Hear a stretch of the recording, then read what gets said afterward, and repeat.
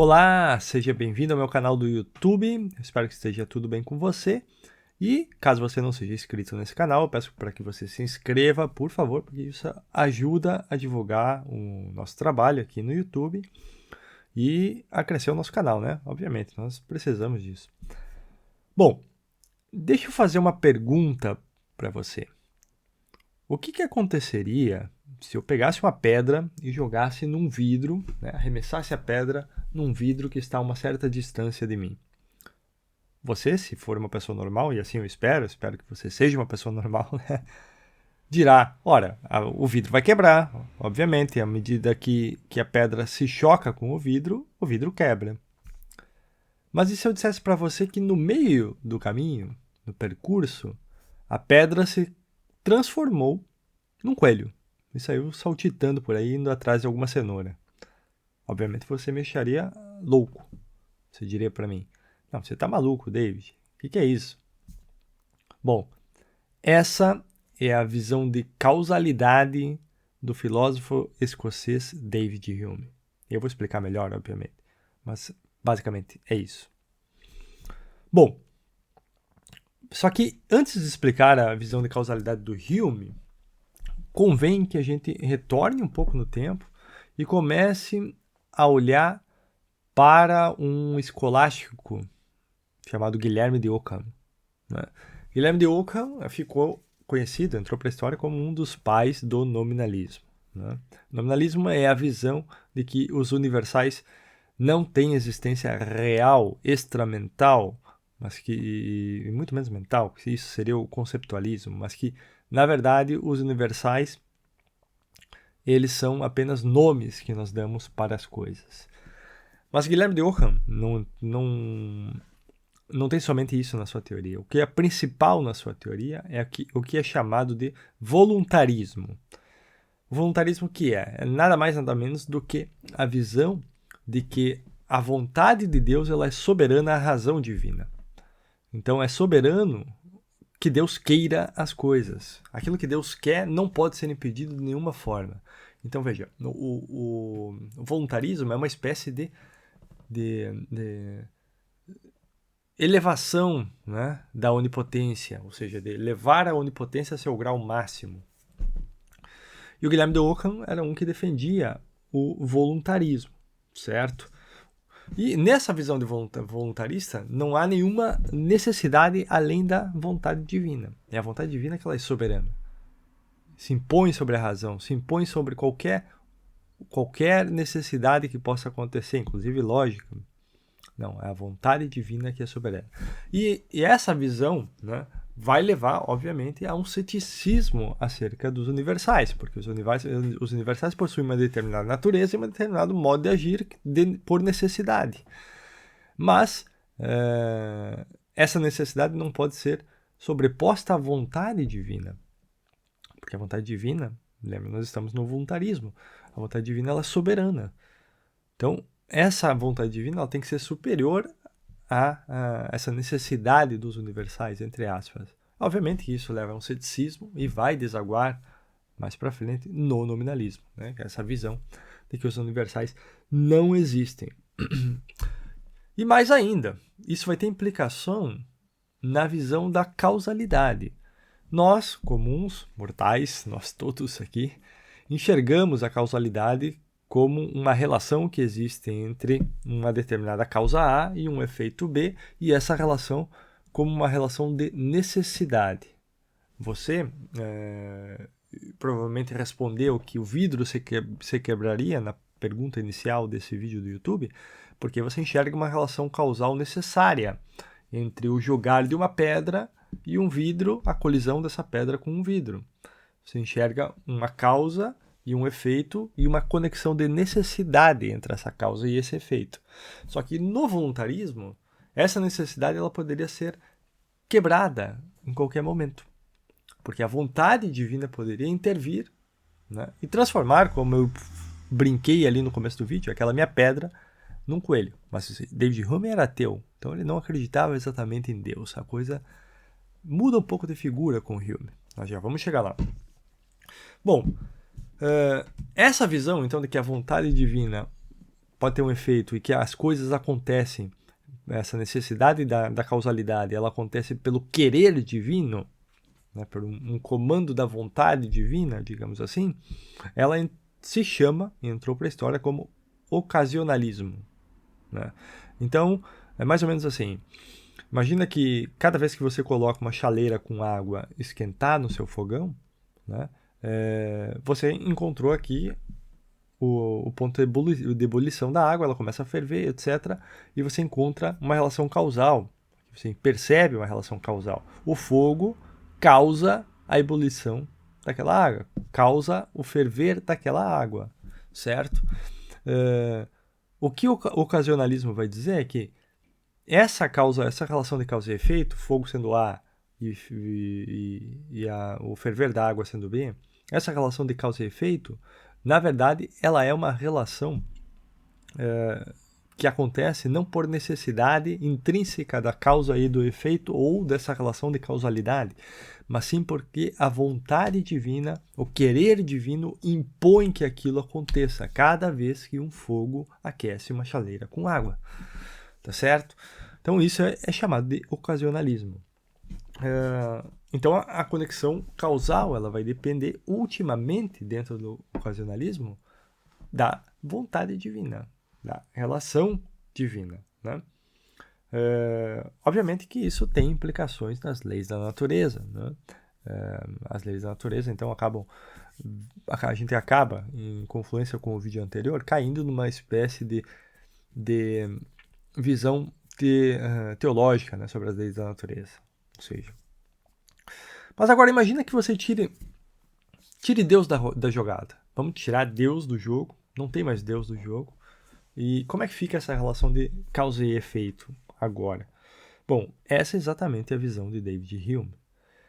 Não consigo concluir nada acerca da relação entre A e B, entre causa e efeito, diz Hume, né? Porque o que a gente vê, no final das contas, é apenas uma regularidade, uma coisa comum, um certo costume. É porque eu vejo todo dia, né, isso e tal acontecer, que eu concluo que há uma causalidade, mas é simplesmente uma regularidade, um costume. E Hume tem essa visão embasada no seu empirismo. Hume era um empirista, então ele tinha uma filosofia do conhecimento de que o único conhecimento possível, né, aquele conhecimento que está em ato, o real mesmo, é simplesmente aquilo que é imprimido nos meus sentidos. Então, aquilo que é imprimido nos meus sentidos é que é possível de ser conhecido. Tá certo? Então é somente aquilo que está em ato. Tudo que tem potência, que é potencial na natureza, que é potencial no mundo natural, não pode ser conhecido segundo o empirismo de David Hume. Certo? Então, com isso, né, obviamente, então, Hume tem essa visão peculiar da causalidade. Precisa ter, porque a necessidade causal é uma coisa que não é imprimida nos meus sentidos. Eu não consigo, ou ainda, se você quiser, o poder causal, digamos assim, a potencialidade, né, ativa que o fogo tem de esquentar a água, não é imprimida nos meus sentidos. Eu não vejo essa potencialidade, eu só vejo o fogo em ato. E uma vez que eu só vejo o fogo em ato e só posso ver o fogo em ato, é só aquilo que é possível de conhecimento. E, portanto, essa relação esse poder causal que estaria na relação causal e daria o caráter de necessidade para a relação causal, ele tem que ser explicado de outra forma. Não é uma questão de conhecimento, de matéria de fato, que eu consigo conhecer, porque eu estou pressupondo o empirismo. É assim que Hume pensava, é assim que Hume deduz toda a sua teoria da causalidade, né?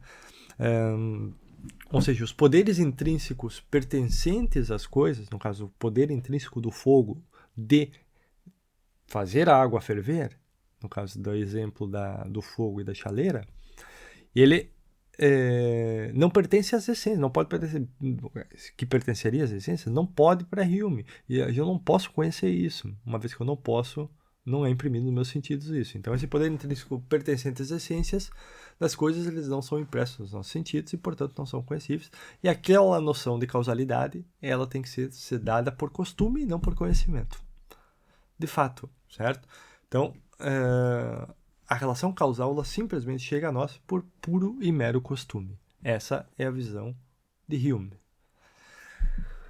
Bom, essa visão humeana, né, digamos assim, ela substitui a noção de causalidade clássica, né, que os escolásticos defendiam. Por exemplo, para os escolásticos, né, a causalidade é o exercício, simplesmente o exercício de poderes causais, né, poderes intrínsecos pertencentes à essência das coisas. Então, é que o fogo tem um poder ativo, né, de quando ligado, quando colocado na sua chama, quando está em ato, aquecer a água numa chaleira. Há um poder ativo do fogo. E a água, por sua vez, tem um poder passível de ser afetada por esse poder ativo do fogo. Tá certo? Então, isso, né, existe uma necessidade na relação causal entre A e B, entre uma causa e um efeito, nessa visão de poderes intrínsecos às naturezas das coisas, que é a visão escolástica de causalidade. Então, isso é substituído com David Hume por essa visão da regularidade, que, aliás, entrou para a história e hoje a gente conhece como teoria da regularidade acerca da causalidade. Uma coisa, essa regularidade que nós enxergamos, né, que também está conectado com o vídeo anterior de filosofia da natureza, né, de leis da natureza que eu coloquei aqui no canal. É uma das visões sobre as leis da natureza. Está embasado em David Hume, essa visão de causalidade de Hume. Bom, então a relação causal entre causa e efeito, né, entre A e B, na regularidade, é simplesmente uma conexão regular que existe entre A e B. Então é uma conexão regular que eu observo, um costume que eu vejo do fogo. Sempre que eu coloco uma chaleira de água no fogo, ela aquece e tal. Mas não há uma necessidade ali, é simplesmente uma regularidade. Eu não consigo deduzir ou ter um conhecimento, né, da causalidade de fato. Uma conexão ou qualquer conexão necessária entre o fogo e a água. É simplesmente uma questão de regularidade. Por isso que é a teoria da regularidade. Bom, e quais existem algumas objeções à teoria da regularidade? Sim, existem, e muitas, né? Eu, por exemplo, embora não apresentei aqui nesse vídeo, eu sou um defensor da noção de causalidade escolástica.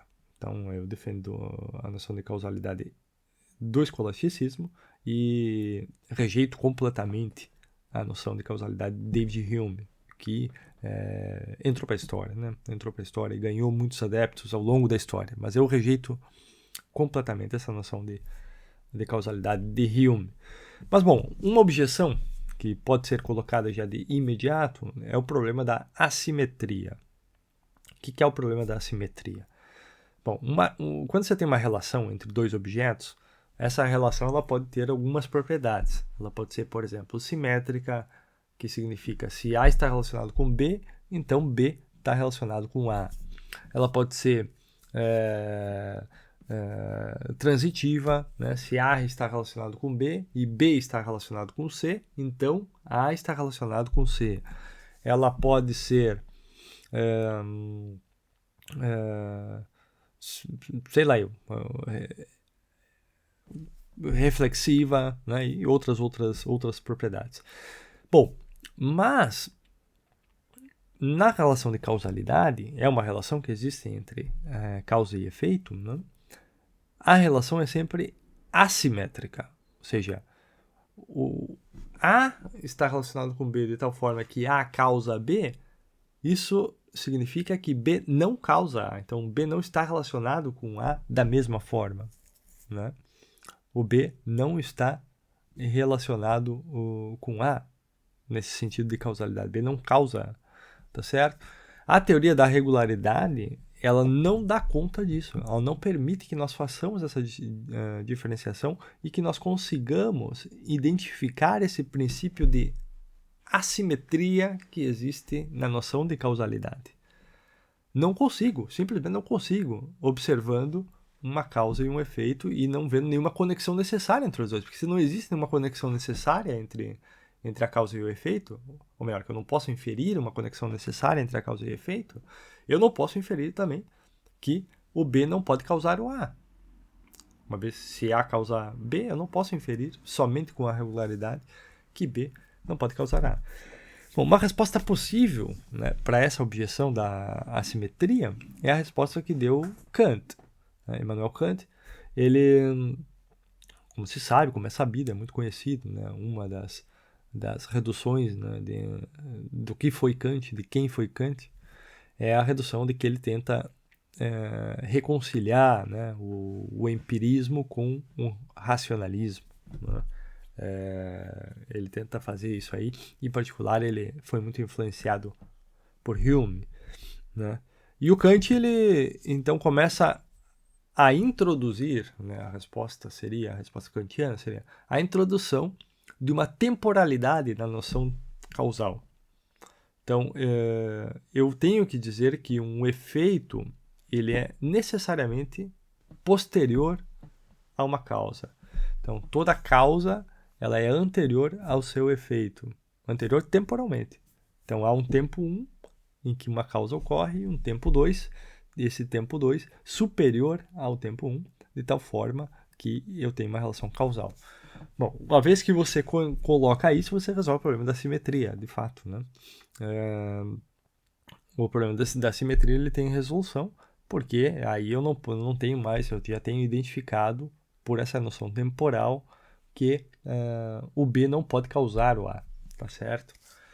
Agora, o fato é, e eu não vou discutir isso nesse vídeo, podemos discutir em outra ocasião, mas existem causas simultâneas. Por exemplo, eu estou, por exemplo, sendo causado a estar sentado nesse exato momento pela cadeira que, por sua vez, está sendo causada a estar no lugar que está fixa pela gravidade e etc, etc. Tudo isso acontece simultaneamente. Aliás, a noção escolástica de causa e efeito ela não permite que algum efeito não seja meio que simultâneo com a sua causa em muitas ocasiões. Então, por exemplo, quando a pedra quebra o vidro, é no momento exatamente simultaneamente quando a pedra encosta no vidro, né, e toca no vidro, ok, você pode fazer ou tentar fazer algumas objeções físicas, né, que eu falei que eu não iria responder nesse vídeo, mas é possível controlar todas elas. Mas quando a pedra tenta tocar no vidro, a pedra tenta tocar naquele vidro ali e toca naquele vidro, etc., o vidro se quebra ao mesmo tempo que a pedra o toca, que a pedra causa a sua ruptura, entendeu? Então, essa simultaneidade de causa e efeito, ela existe. Embora você possa usar teoria da relatividade, sei lá eu, né? Alguma coisa que você queira, para dizer que não. Mas isso é possível argumentar que sim, tá? Bom, e uma outra objeção para a teoria da causalidade de Hume, né, seria a de causas concomitantes. Então, vamos fazer o seguinte. Imagina que você está num parque da sua cidade, e lá nesse parque da sua cidade tem um lago, um pequeno lago, um riozinho, e nesse riozinho tem sempre folhas, é sempre outono ali, que seria uma maravilha para quem não gosta do calor, mas é sempre outono ali, tá certo? E aí, uma vez que é sempre outono ali, você pega e joga uma pedra naquele lago. A pedra vai bater no lago, e uma vez que é sempre outono, tem sempre as folhas, né? Jogou aquela pedra no lago, a pedra gera pela onda de choque que gera ali uma onda propagada na superfície do lago e você tem aquelas ondulações, né, concêntricas que começam a se espalhar a partir do ponto de impacto da pedra com o lago. E isso faz movimentar a folha. A folha é movimentada por essas ondas que saem do splash que a pedra gera ao tocar a água, a superfície da água. Faz esse barulho de splash. Na teoria da regularidade, o que você pode identificar? Que cada vez, ou melhor, o que você não consegue distinguir? Eu consigo observar ter uma certa regularidade, que cada vez que eu ouço, imagina que eu não veja, só veja não veja a pedra sendo jogada, mas simplesmente a folha se mexendo. Cada vez que eu ouço um splash, a folha se mexe.